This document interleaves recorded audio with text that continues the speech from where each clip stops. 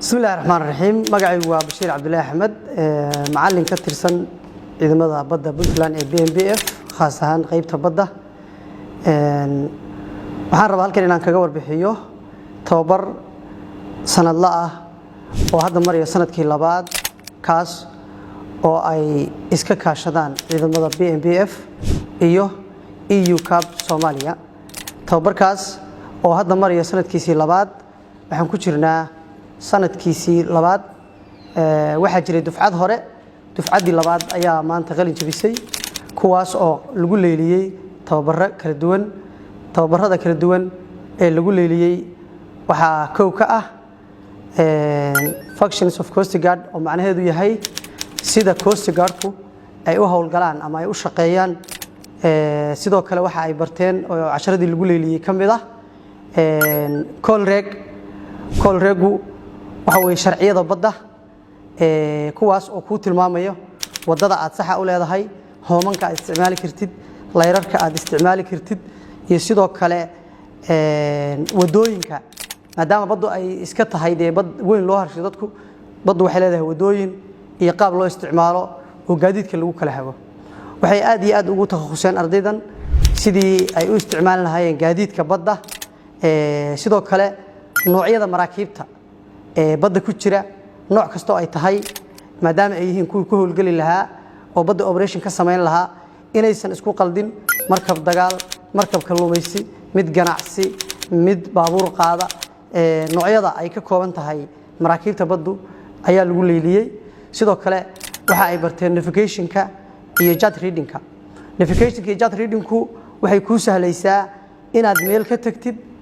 adiga oo aan lagu hagayn oo aad meel kala tagtid oo aad khariirada kala soo baxdid meel alaaliya meesha aad badda ka rabtay haddaad doon gurman lahayd iyo haddaad u socotid qolo hubka tahriibinaysa ama dhibaato geysanaysa ama human traffic oo kaleeto haddaad hawlgalaysid waxa lagu soo siinayaa coordinate oo macnaheedu yahay xisaabta ama tiro meeshaas doontaas ay joogto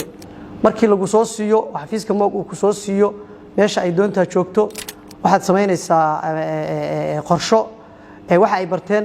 in isla meeshaas intay jaarka tagaan kala soo baxaan qiyaasaan inta shidaal kaga baxaysa iyo inta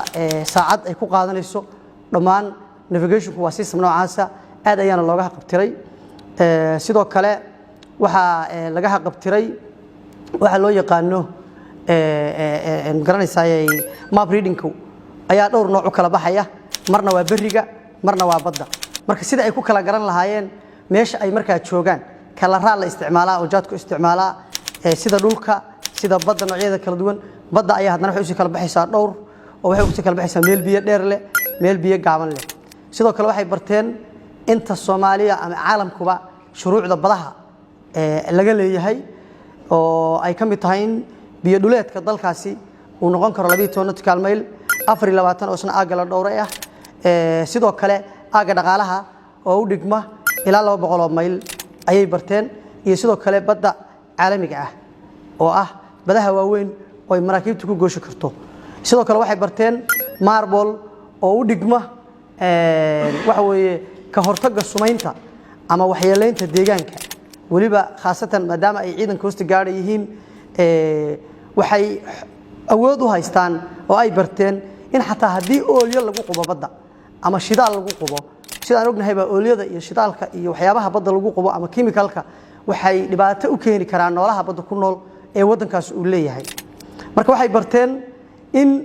ay kala garan karaan meelaha khataraha ka iman karaan oo ay tahay marble in la ilaaliyo deegaanka inaan badda caadada lagu tuurin inaan badda shidaal lagu qubin waxa jirta shuruuc loogu talagalay iyo ganaaxiyo sanadkan hadda 2024 lagu jiro ay baarlamaanka Soomaaliya baaskareeyeen oo caalamku ogol yahay oo ah wax la isku raacsan yahay sidoo kale ciidamadaas tababarka ku jiray muddadii 6 bilood ahayd hadda ugu horeysay oo maanta ay shahaadada qaateen waxyaabaha ay barteen waxa kamid ah oo aad iyo aad ay ugu takhasuseen waxa la yiraahdaa seamanshipku waa badmaaxnimadu waa sida xarga u xiran lahayd doontu qaabkay u qalabaysan tahay qaabka laga rabo doonta aad wadatid maxay ahayd criteria-deeda laga rabo sidoo kale waxay barteen safety at sea oo ah badbaadada badda si aad ogtahay baddu waa waxyaalo badan tahay wayna ka khatarsan tahay markii bariga la joogo marka waxay barteen safety at sea wax la yiraahdo sida loogu gurmado dad ku dhibaataysan badda doomi la degtay la qarraqantay dhibaatooyin soo gaareen marka safety at sea sidoo kale waxa soo hoosgalaya doomaha iyo qalabka loogu talagalay sida life jacketka life ringiga waxa la yiraahdo oo qofku haduu badda kaaga dhaco loo tuuro ayaa iyadana kamid ah sida qorshuhu yahay waxa waaye sanadkan bishiisa 12aad inay soo gabagabeeyaan sanadkii loogu talagalay isla markaana waxay qaadan doonaan sanad kumbileeda hadda waxa baxay ilaa iyo 6 cashar oo aad u gudo balaaran oo mid walbiba uu leeyahay horumarkiisa gaarka ah oo ardadu ay aad iyo aad uga faa'iideysteen intixaamaha jira layliyo laga qaaday baa jira markii qof walba soo galayay koorsadan waxa lagu soo xulay oo saraakiisha BMBF iyo maamulka sare ee agaasimka ay ku soo xuleen aqoontooda ay leeyihiin nin walbana wuxuu la yimid shahaadooyinka iyo waxa uu haystay marka ma aha dad hadda la fahansiinayo ma garanaysaa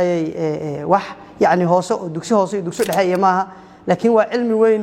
oo badaha ah ayna awood u leeyihiin inay ka bixi karaan wayna muujiyeen inay ka bixi karaan aad iyo aad baan ka macallin ahaan ugu faraxsanahay sidoo kale